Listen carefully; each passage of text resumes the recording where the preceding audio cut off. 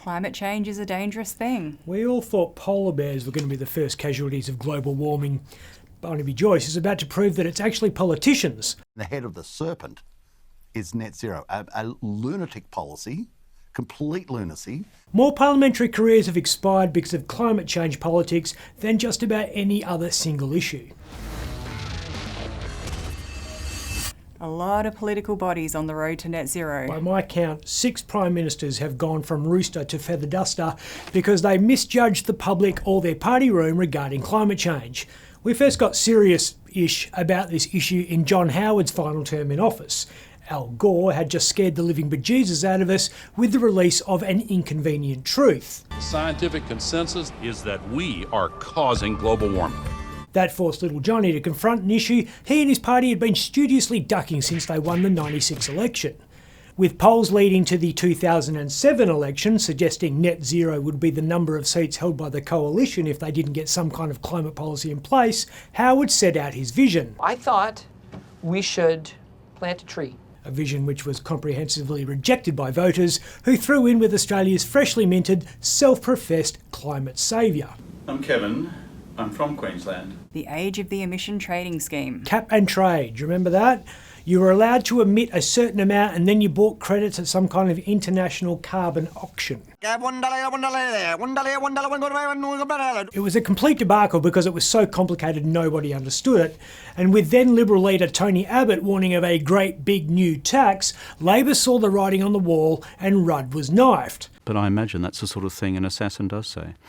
New PM Julia Gillard was unequivocal about her position. There will be no carbon tax under the government I lead. Until she wasn't.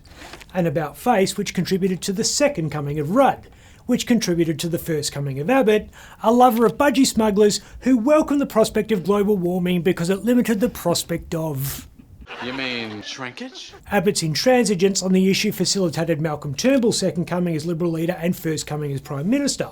And Turnbull's inability to convince his party room that climate change was real led to the election of fossil fuel advocate Scott Morrison. This is coal. Don't be afraid.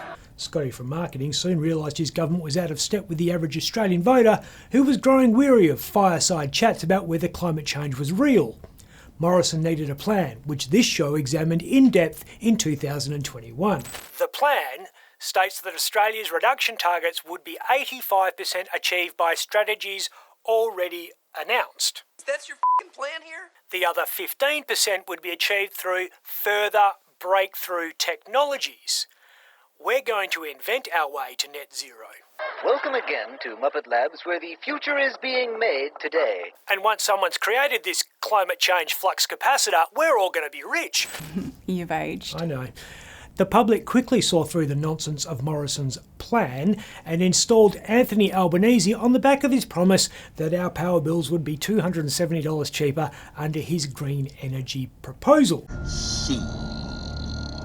I think we all knew he was selling us magic beans with that one, but Australians had got to the point where we preferred a plan that was patently bullshit to no plan at all. Which is why Barnaby's latest dummy spit won't wash. The Beetrooter says net zero is economically unprincipled. What we have now is our nation is basically in economic peril. We're now expected to take moral cues from this guy. Certain things may happen to you if you drink. Who's giving him political advice? Not sure. I reckon it could be this fella. We've got the biggest uranium deposits in the world in Australia. We're not allowed to mine the f***ing stuff. So it's all f***ed. I'm Ben Harvey.